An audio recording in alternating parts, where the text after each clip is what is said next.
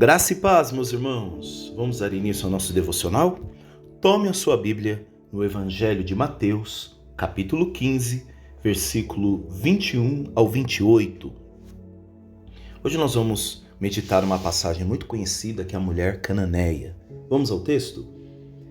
E partindo Jesus dali, foi para as partes de Tiro e Sidom.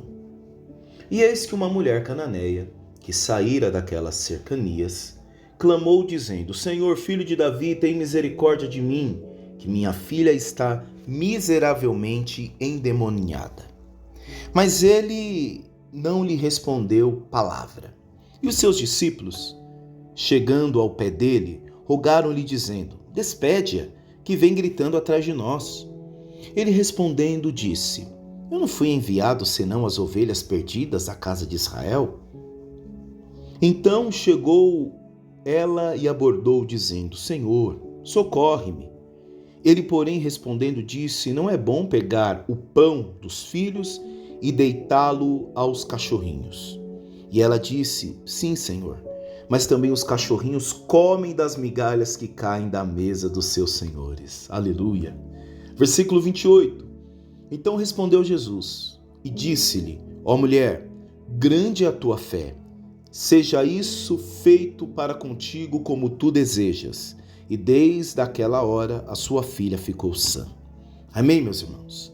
Irmãos, nós precisamos entender o contexto. Aonde Jesus está? Jesus sai de um território judeu e entra na região de Tiro e Sidom. Essa região hoje está localizada atualmente no Líbano. E essa região, ela era habitada por gentios. Aliás, gentios eram aqueles que não praticavam o judaísmo, era assim que eles eram chamados, gentios. E essa região era conhecida por sua idolatria. Uma vez que o judaísmo não chegou, o dado de um único Deus, Deus verdadeiro, o Deus de Abraão, de Isaac e de Jacó, esse dado não havia chegado e por isso eles se entregavam à idolatria, ao politeísmo. E os judeus viam os cananeus como um povo pagão impuro. Guarde muito esse dado. Os judeus viam o povo de Tiro, de Sidom, como um povo impuro. Viam os cananeus dessa forma. Aqui tem um detalhe importante, porque ao se deslocar, a Jesus ir ao encontro desta área, Jesus já estava demonstrando que o evangelho não se limita a Israel, mas também alcança os gentios. E nós precisamos, como igreja, prestar atenção neste detalhe. Não fazer da nossa igreja uma igreja sectarista, ou seja, uma igreja que salva, está aberta apenas para os seus, apenas para a sua Israel, apenas para a sua Jerusalém. Mas fazer do evangelho, este evangelho de Jesus, um evangelho que chega aos outros, chega aos lugares onde nós não queremos ir.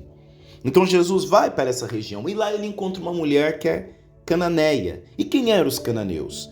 A mulher mencionada aqui no texto, ela era de um povo que tinha sido inimigo de Israel no Antigo Testamento. E nós vemos isso, por exemplo, em Deuteronômio capítulo 7, versículo de 1 a 5. Porque os cananeus eles eram conhecidos por práticas idólatras e imorais. E os cananeus foram frequentemente condenados nas Escrituras, que é este texto que eu te falei, Deuteronômio capítulo 7, versículo do 1 ao 5. Olha o que diz o texto sobre os cananeus. Quando o Senhor teu Deus te tiver introduzido na terra, qual vais a possuir, e tiver lançado fora muitas gentes de diante de ti, os heteus, os gigazeus, os amorreus, os cananeus e os perizeus, os heveus, os jebuseus, 7 gentes mais numerosas e mais poderosas do que tu. E o Senhor teu Deus as tiver dado diante de ti, para as ferir totalmente, as destruirás. Não farás com elas conserto, nem terás piedade delas, nem te aparenterás com elas. Não darás tuas filhas aos teus filhos, e não tomarás suas filhas para teus filhos, pois fariam desviar teus filhos de mim, para que servissem a outros deuses, e a ira do Senhor se acenderia contra vós, e depressa vos consumiria. Porém assim lhes fareis: derrubareis os seus altares, quebrareis as suas estátuas, cortareis os seus bosques, e queimareis a fogo as suas imagens e esculturas. Então o livro de Deuteronômio já condenava os cananeus e suas práticas idólatras, à medida de que o Senhor disse para eles não terem nenhum contato, nem se aparentar, ou seja, nem ter relações familiares, nem casar com filhos, nem dar filhos para casar com esse povo. Então essa era a visão que os judeus tinham, porque era isso que o livro de Deuteronômio apontava para o povo judeu. E o fato de uma mulher cananeia buscar Jesus mostra que o reconhecimento do Messias ia além dos limites de Israel. E é neste contexto que essa palavra está imersa. Há um contexto de uma terra pagã, de uma mulher que vem de um povo pagão, pedindo que Jesus, sendo judeu, curasse a sua filha. O interessante é a forma com que a mulher se remete a Jesus. Ele não chama Jesus pelo nome, porque até Jesus vem de Josué, um nome popular da época. Mas veja como a mulher chama Jesus. Ela diz: Senhor, filho de Davi, tem misericórdia de mim. Em alguns devocionais anteriores, nós meditamos a história do cego Bartimeu, que Bar significa filho, e Timeu era o nome do pai dele, por isso Bartimeu, ou seja, filho de Timeu. E o cego Bartimeu, ele clama da mesma forma que a mulher cananeia clamou, disse: Senhor, filho de Davi. E esse filho de Davi está relatado no capítulo 1 de Mateus, que é a árvore genealógica, porque o objetivo de Mateus era mostrar para os judeus que Jesus era o Messias. Por isso que ele inicia o evangelho mostrando a árvore genealógica, dizendo que ele veio de Davi, que ele tinha uma descendência real. E aqui aquela mulher, note que está em Tiro e Sidom, uma terra pagã, uma terra que o judeu via como imundos, uma cananeia, reconhece ele como filho de Davi. O que ele diz? Tem misericórdia de mim. E ela não vai clamar por ela clama pela sua filha, que a minha filha está miseravelmente endemoniada. E hoje, meus irmãos, com todo esse dado histórico que eu passei, nós não podemos esquecer que a história de Jesus está imersa a uma cultura judaica. Será que hoje como nós iríamos atender essa mulher? Principalmente quando ela diz que a filha está endemoniada, talvez hoje nós iríamos dizer: é bem feito, claro que vai estar endemoniada mesmo. Você é cananeia, você é politeísta, você serve demônios. Talvez a resposta que nós iríamos dar era essa: é bem feito, está endemoniada mesmo porque está mexendo com coisa errada. A história continua, porque diz que Jesus não respondeu a ela palavra alguma. E os seus discípulos chegam perto dele e diz: Senhor, despede essa mulher, porque ela está gritando atrás de nós. E aqui nós vemos uma fé nessa mulher, uma fé insistente, uma fé que reconhece o Cristo e mesmo na ausência de uma palavra, mesmo no meio do silêncio, aquela mulher continua a clamar. Continua, e clamar é gritar, é falar em voz alta. Ora, todo aquele que tem pressa, ora, todo aquele que tem fome, ora, todo aquele que está vendo seu filho atormentado por demônio, ele clama, ele grita. E você vê uma insistência daquela mulher, ao ponto de ir atrás e perturbar os discípulos. E aqui, no versículo 24, nós vemos algo interessante. Veja como Jesus se remete aos filhos de Israel. Veja, ele usa aqui um adjetivo. Ele simboliza, ele diz, olha, Jesus respondendo, ele respondendo disse: eu não fui enviado senão às ovelhas perdidas da casa de Israel. Ovelhas. Veja aqui, quando Jesus fala do povo de Israel, ele fala ovelhas. Quando ele diz isso, no verso 24, isso mostra que a missão inicial de Jesus era focada no povo judeu. E aliás, se hoje você conversar com um judeu ortodoxo, ele vai dizer que o Messias não vem para nós, porque todos nós somos gentios. Nós não praticamos o judaísmo. O dado do Deus único e verdadeiro não veio através do judaísmo. Então eles acreditam que o Messias vai vir para eles e não para nós. Por isso que Jesus está dizendo, olha, eu não vim para vocês, eu vim para o povo escolhido. Essa promessa que ele traz é a promessa de Gênesis, capítulo 12, do versículo 1 ao versículo 3, que é a promessa que ele faz a Abraão. Ora, o Senhor disse a Abrão, sai da tua terra e da tua parentela e da casa de teu pai, para a terra que eu te mostrarei, e far-te-ei uma grande nação, e abençoar-te-ei, e engrandecerei o teu nome, e tu serás uma bênção. Olha o versículo 3 do capítulo 12 de Gênesis.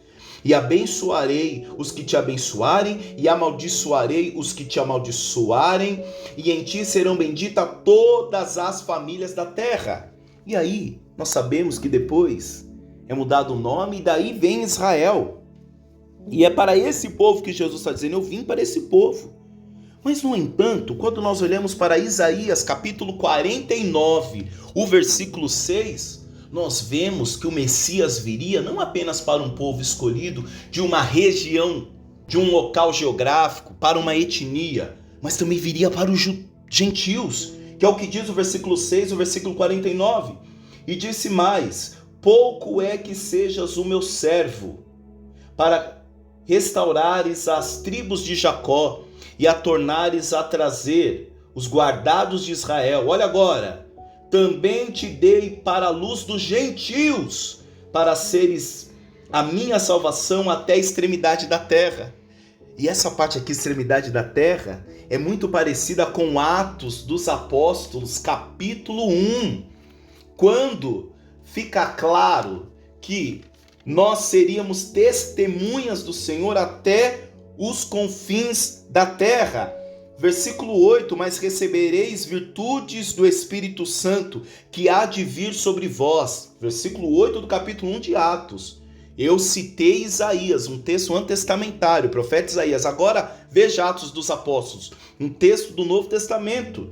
Mas recebereis virtudes do Espírito Santo, que há de vir sobre vós, e ser-me-eis testemunha tanto em Jerusalém, como em toda a Judéia e Samaria, e até os confins da terra. Ou seja, o evangelho iria chegar aos gentios. Depois nós vemos isso com Paulo. Tá certo que o primeiro gentil a se converter foi na casa de Cornélio, com Pedro. Mas nós vemos o evangelho chegando aos gentios através de Paulo. Então, o projeto de salvar a todos, de chegar aos gentios, já estava desde Isaías profetizado, e nós vemos aqui.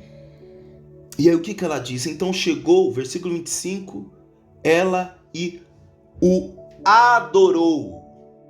Pega esse dado, adorou.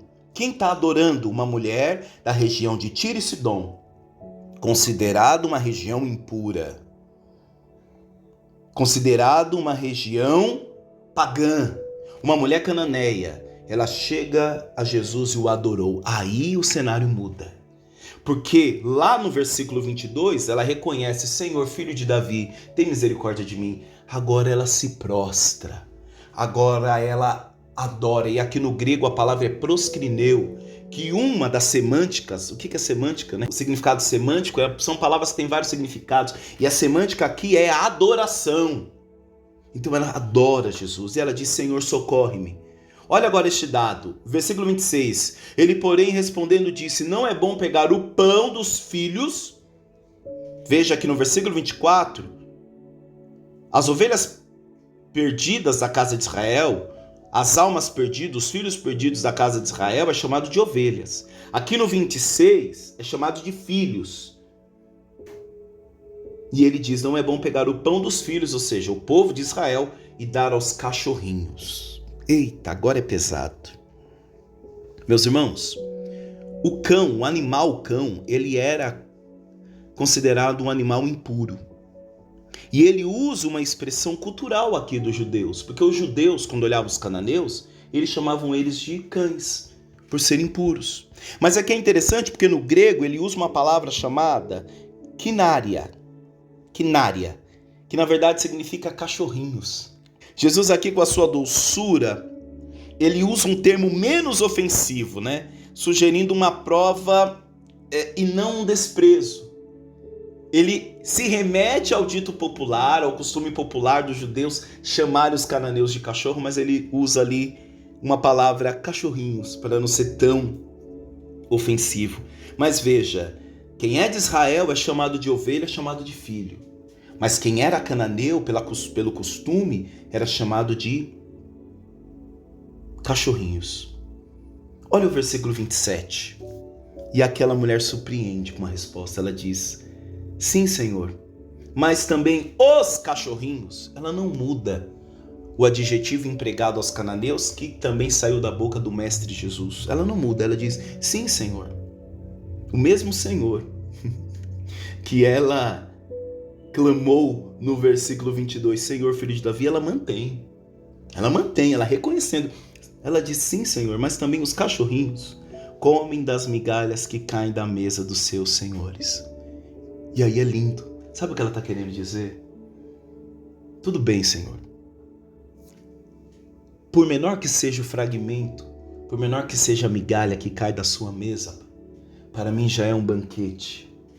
É justamente o que o centurião disse para o Senhor. Não sou digno que você entre na minha casa. Diz só uma palavra. Meu irmão, é lindo demais. Uma migalha que cai da mesa do Senhor, porque essa cananeia, essa mulher que estava numa região pagã, é como nós, gentios. Nós não somos o povo eleito, nós somos um galho enxertados na videira. E uma migalha que cai do trono do Senhor, da mesa do Senhor para nós, é o suficiente para que tenhamos vida eterna. É o suficiente para saciar a nossa alma. Aleluia! Então respondeu Jesus e disse: ó mulher, grande é a tua fé. E é a hora que buga a minha cabeça.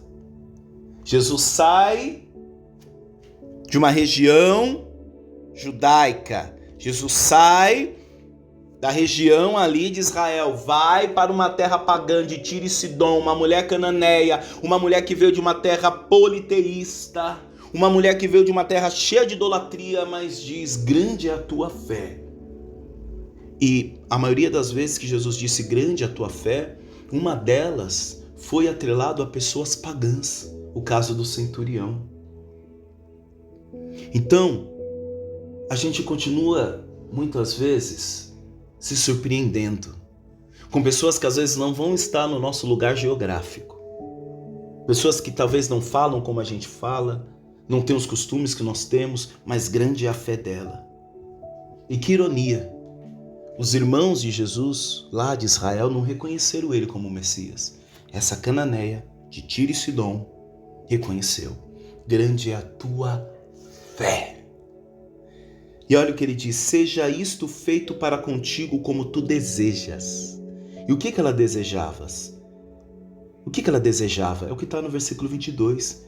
Que minha filha está miseravelmente endemoniada. O que aquela mulher desejava? No que foi o combustível, o motor, a razão, o motivo dela ir buscar Jesus? A cura da filha dela. E ela ouviu do mestre: seja isto feito para contigo como tu desejas. E desde aquela hora a sua filha ficou sã. Olha que coisa interessante. Nada aconteceu ali naquele momento. Mas o extraordinário, o espiritual, o transcendente, o milagre aconteceu lá na casa daquela mulher. Na vida da filha. Talvez a filha não teve um encontro pessoal com Jesus, não trocou uma palavra com Jesus, mas ela foi beneficiada pela fé daquela mulher. Então, meus irmãos, não vamos deixar de orar. Não vamos deixar de clamar. Uma migalha pequena já é um grande banquete para a nossa vida, para a nossa alma. A fé, meus irmãos. Eu creio que naquele grande dia, quando nós chegarmos ao céu, se o Senhor assim permitir, nós vamos nos surpreender. Nós vamos ver lá muitos cananeus, muitas pessoas que nós hoje olhamos e dizemos: nossa, não é possível. Porque nós temos as nossas cananeias, nós temos os nossos cananeus, nós temos as nossas samarias, nós temos os lugares que às vezes a nossa religiosidade, né, o nosso puritanismo, a nossa moral não nos permite ir. Nós temos as nossas samarias que nós não oramos, mas pedimos fogo sobre eles. Nós temos. E naquele grande dia nós podemos ser surpreendidos, meus irmãos. Por isso vamos orar. Pai querido, graças te damos, ó Pai, por esta palavra. Obrigado, Senhor, porque o teu evangelho não tem barreiras, ó Pai. Obrigado, Senhor, porque a promessa é deste evangelho chegar até os confins da terra. E onde este evangelho chega, chega a oportunidade. Onde este evangelho chega, chega a chance, chega a oportunidade de transformação. E nós te agradecemos, Senhor, porque estávamos em uma Canaã, estávamos em uma Samaria. E o Senhor, ó Pai, usou de pessoas. A tua misericórdia foi tão grande que o teu evangelho chegou na nossa Samaria, Pai. E nós te agradecemos por este tão grande banquete, ó Pai, que aos olhos de muitos era migalhas, mas para nós foi um banquete, Pai. Pai, nos ajude a não negligenciar. Nos ajude, ó Pai, a continuar pregando este Deus que nos foi apresentado como um Deus de amor, um Deus de oportunidade, um Deus de transformação. Em nome de Jesus, amém. Forte abraço, meu irmão, minha irmã. Deus abençoe e até a próxima. Fique com Deus. Tchau, tchau.